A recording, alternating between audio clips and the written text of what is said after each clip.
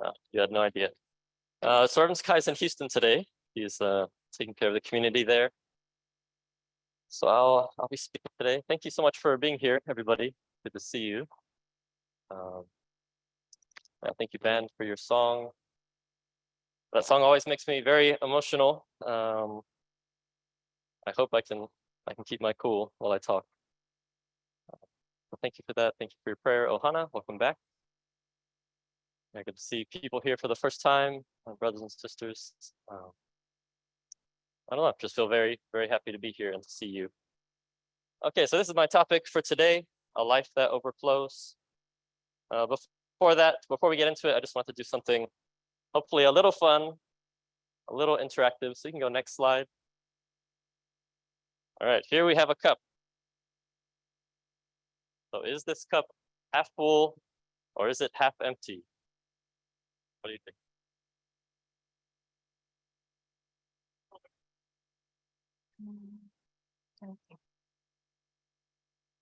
Maybe full or empty?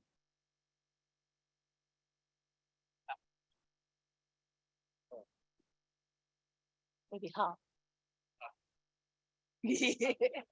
Half. Okay, so new answer. Let's go, son. Half full or half empty? Half full because I want to be always good reason. Okay, half full. Shin, what do you think? Half full also. Any other half emptiers? Okay, Eiko. All right. Akito, half full, half empty? Half full. Anybody have a different answer? It's too big.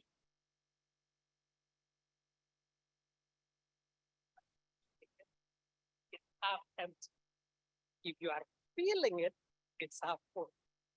Okay, that's a good answer. Very smart man, Uncle Charles. Yeah, this isn't related to my sermon at all. Just wanted to understand what people are thinking.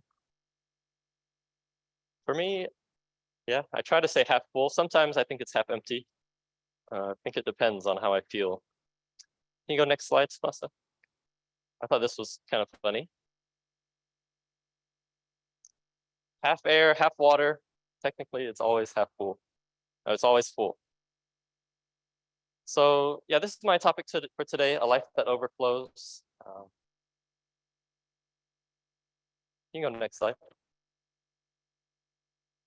Yeah, this was actually a really difficult topic for me to prepare.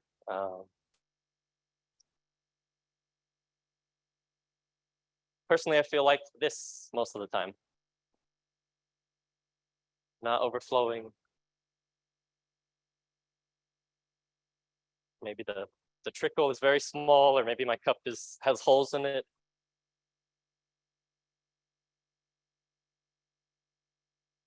But I know that I want to live a full life, right? I want to live a life that is overflowing, a life that is so full of God's love, people that I meet, the places that I go, right? Naturally, it's pouring over. Naturally, people feel that.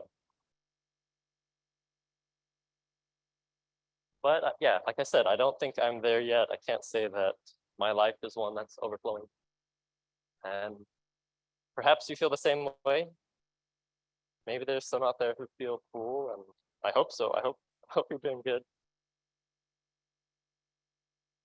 But actually, recently, more and more, I have been feeling like something's changing. Like more and more, my life is becoming more full. More and more, maybe I'm patching up the holes in my cup. I'm taking care of, right, this container, this vessel. I'm letting God's love stay in there. I'm letting God's love fill me up more and more. So today I just wanted to share two main points that I've been experiencing recently that's been helping me feel fuller, helping me feel more of God's love, and really feel like I can hold on to it, right? Not that it's seeping out or it's leaving, right? It's staying in my cup, and I'm becoming fuller and fuller of God's love. You know, next slide. So these are the two main points I want to share today. An experience of changing my own perspective and attitude on life, and connecting to my Creator as my heavenly parent.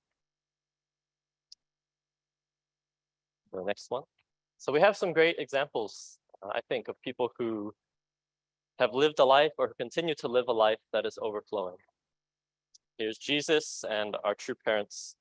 If this is your first time, these people are true parents. They're the founders of our movement, of our church. And we believe that they came here with a mission to help connect us to God in a full sense as a couple, right? As a man and a woman, so that we could really know God as our parent, as a side of Heavenly Father and a side of Heavenly Mother. And I know there's other great people throughout history, right, who have led really special lives that have served others, and kind of goodness overflowing from them. But to me, these people stand out because I feel like they truly represent God's love.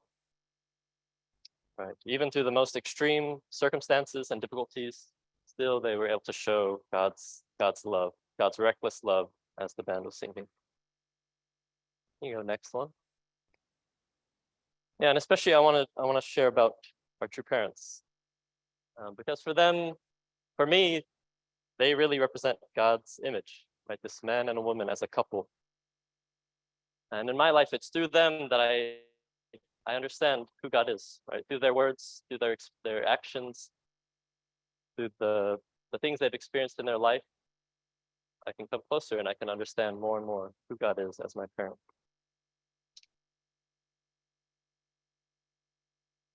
And I think through each of these people's examples, through Jesus and our true parents, we can easily see and understand that God is a being that has this overflowing existence, right? God's love is always overflowing, always pouring out. I've heard from our true parents' words, God's love it's like the more that God gives his love, the more that it's replenished, right? It's a love that never goes dry, a love that never runs out, never runs empty. But I don't want to look at a story of our true parents' life first. You go, next slide. And this is one story I've been thinking about recently. Maybe you know this picture, but this is from our true father, our founder's life. Early on in his life, when he started his ministry, during the time of the Korean War, he was arrested and he was sent to prison, and he was sent to this concentration camp, a labor camp, where they would bag fertilizer. And I just wanted to read a little bit. This is from his autobiography, and just share some of the numbers. I reread it and I was kind of surprised some of the numbers related to Father's experience here in Hungnam. So in Father's book, he shares that every morning they would start the day at 4:30. They would go up and they would have a roll call. They would check if the prisoners had any weapons, anything dangerous on them. And then from that roll call, they would walk 2.5 miles to the fertilizer factory. Our true father was in this concentration camp for 2 years and 5 months. Most prisoners would die from exhaustion, starvation, lack of nutrition. And so I just want to read some passages. I don't have them here. You can just keep the slide here for now. In winter, the snow would be deeper than a person's height. On cold winter mornings, when we were marched through snow as deep as we were tall, my head would start feeling as though it was spinning. The frozen road was extremely slippery, and the cold wind blew so ferociously it made the hair on our heads stand up straight. We had no energy even after eating breakfast, and our knees kept collapsing beneath us. Still, we had to make our way to the job site, even if it meant dragging our exhausted legs along the way.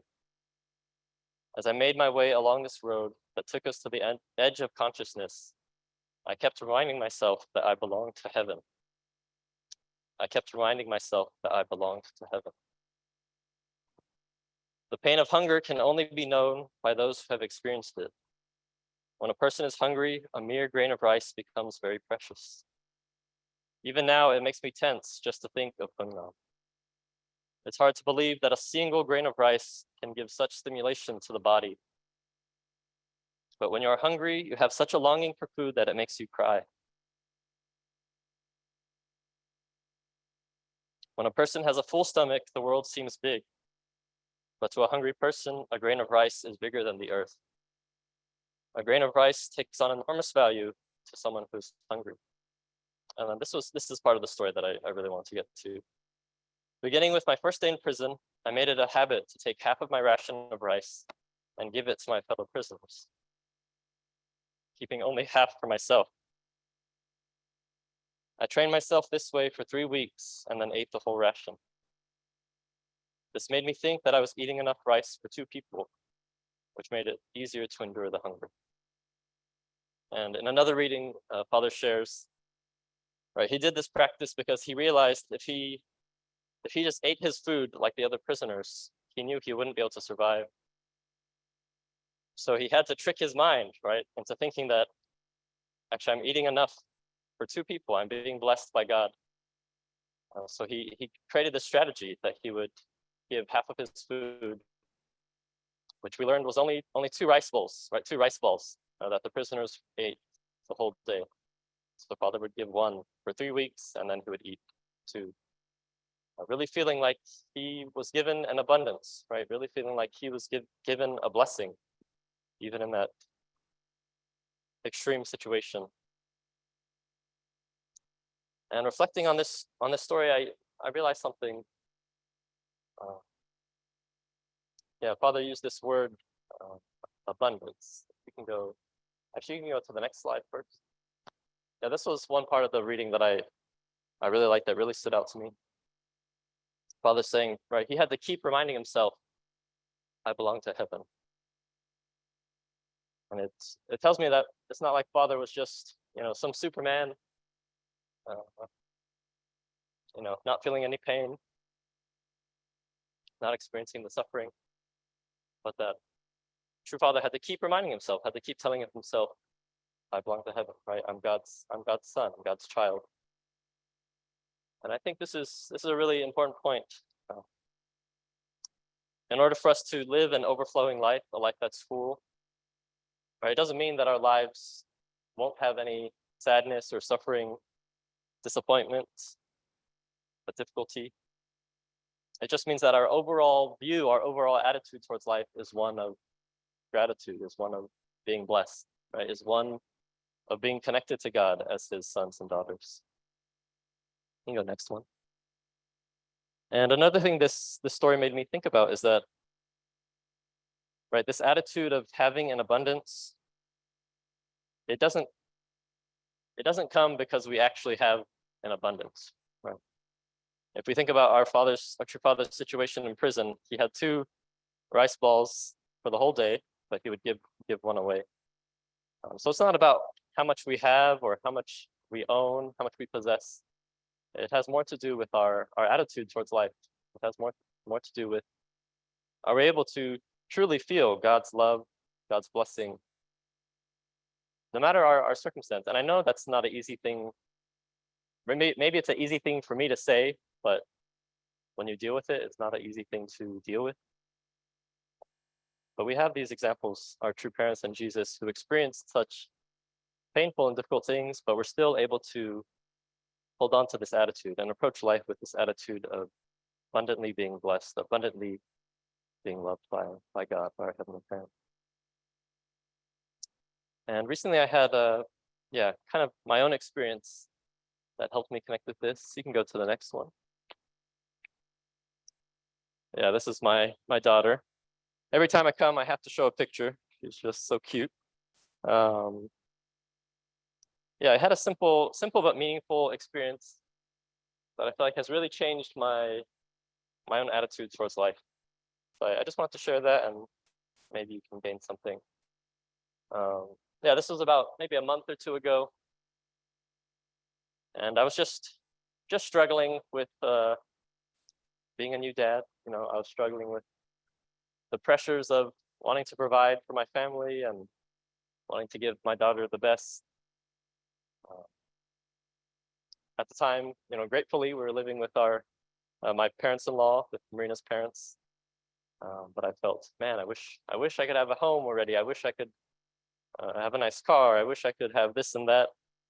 I wish I could provide more for my family. And I don't remember what, but I texted my wife something like, I wish I could do more. I wish we could, we could be in a house or something like that. Sorry, it took too long to try to scroll back through the text and find the exact words, but I'm just going to paraphrase. And she texted me back, and she texted something like, I don't remember the exact words, but she texted something like, "You're a successful man." And I was kind of surprised. I was like, what are you talking about? I worked for our church, we're living with our parents-in-law. Our cars have all kinds of problems. This and that, I was feeling so little. And so I texted her back, "You think I'm successful?" And she texted back a number of things, but the main thing she texted back that stuck out is that she said, "You have a beautiful daughter." And so I started thinking, it kind of caught me by surprise. And I started thinking about, what is the value of my daughter? Would I trade her for $1 million? Would I trade her for $1 billion? No, I definitely wouldn't. Right? I wouldn't trade her for any amount of money in the world. I wouldn't trade her for anything. She's priceless, right? She's more valuable than anything else. And it kind of got me thinking, how about my wife, right? She's priceless too. How about my family, my friends? Hopefully you wouldn't trade any of them for money. They're priceless too, right? Their presence, even if you have difficult relationships with them, still they're so priceless in your life. What about my relationship with true parents, with Jesus, with God? These things are also priceless. And how about me? How about my own life? That one's usually a little harder for me. But that too is priceless. And I found that the more, every day I started thinking about these thoughts, and every day I found myself not feeling as empty. I found myself feeling full.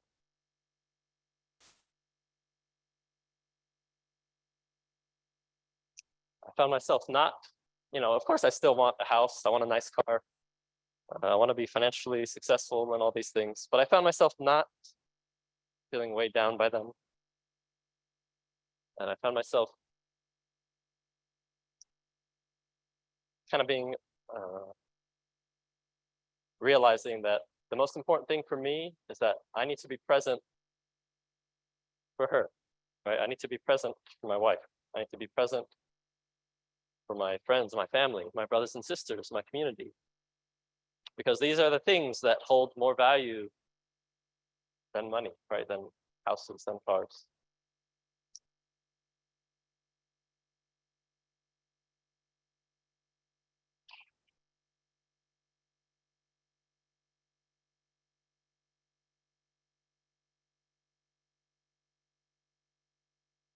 You can go next slide. Right, so I kept thinking about this question, and you can go next one.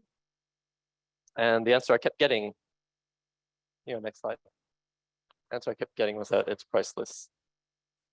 And yeah, and I just had the same, right, just made this connection when the band was singing, but right, doesn't God think that same way about each one of us? Doesn't God look at each one of us feeling like we're priceless? Right? We can't be traded, we can't be replaced by anything. We're our heavenly parents, we're our God's sons and daughters, we're his children. And so each one of us is priceless to him. You go next one. So this was I hope you can read it. I'll read it out loud, but this is a reading from our True Mother's book, that I felt really summed up this thought. She says, every one of us needs to feel deeply grateful for being born. There's not one person whose birth is meaningless. Moreover, no person's life is his or hers alone. Heaven, earth, and all things in the universe interconnect through lines of latitude and longitude. Next one. Peace means that all the energies in the entire world and in the entire universe are in harmony.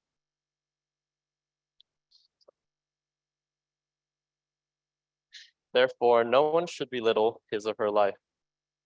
We should deeply realize that everyone is a precious being, born through the sacred workings of the universe. Yeah, I thought this mother's words really captured our Heavenly Parent's heart for each one of us, each of his children.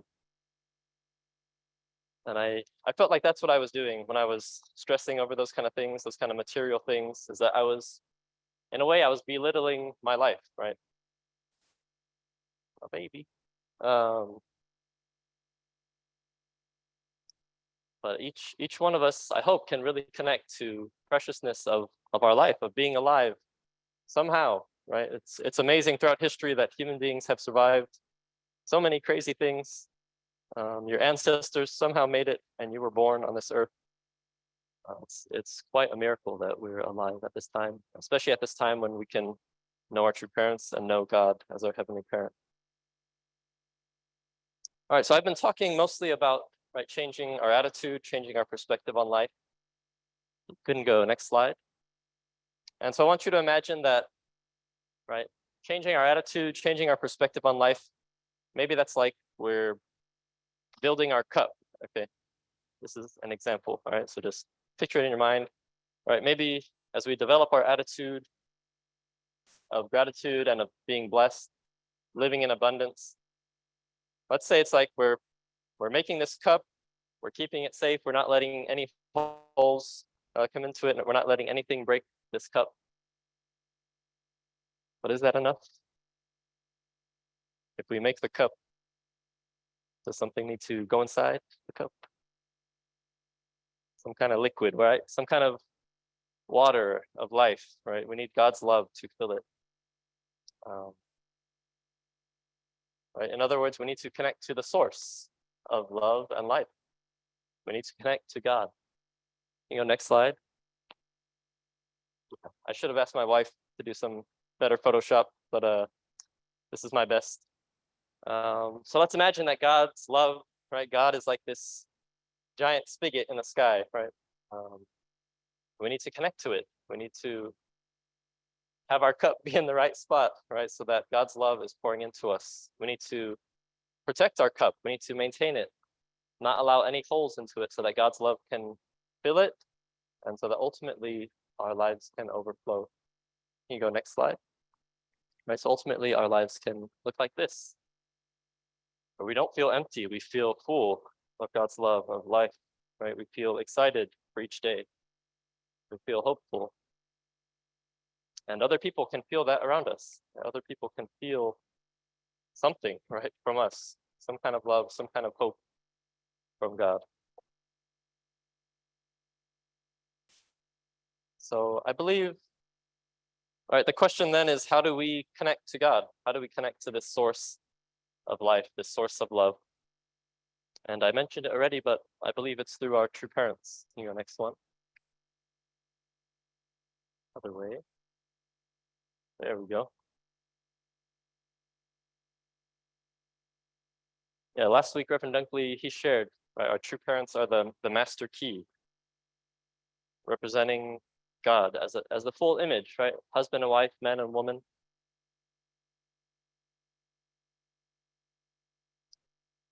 So this rebirth workshop is coming up.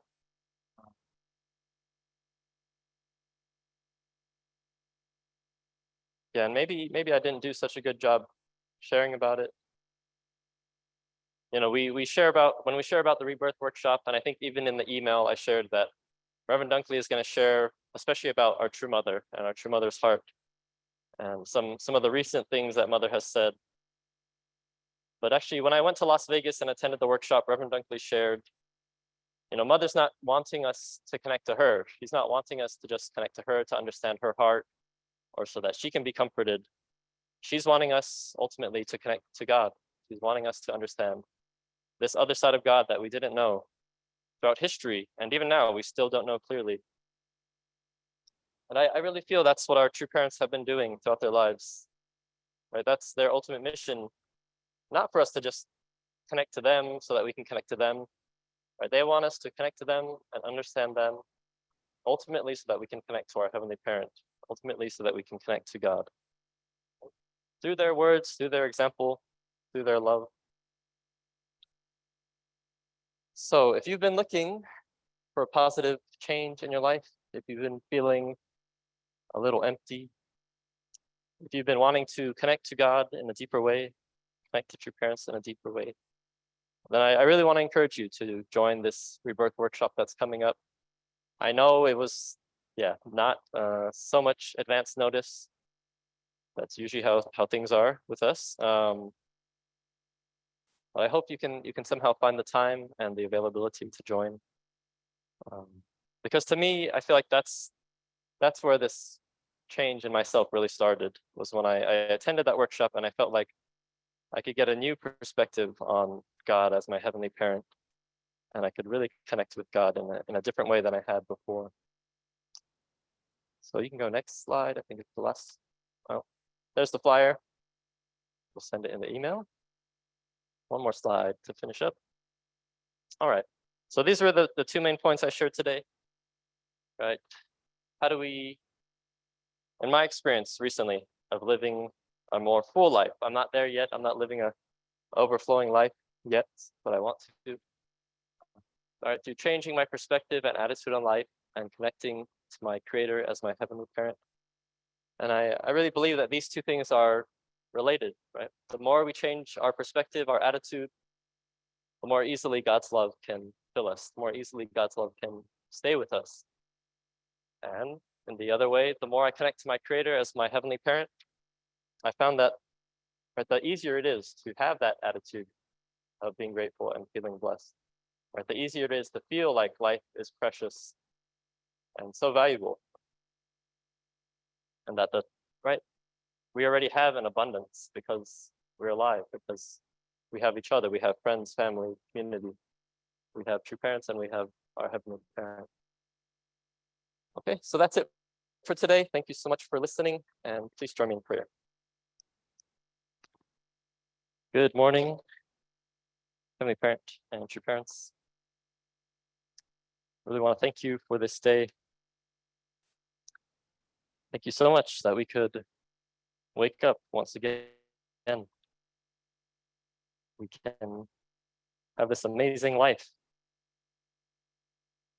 We can see, we can smell, we can enjoy food and coffee, see our brothers and sisters. We can feel your love through all things, Heavenly Parent.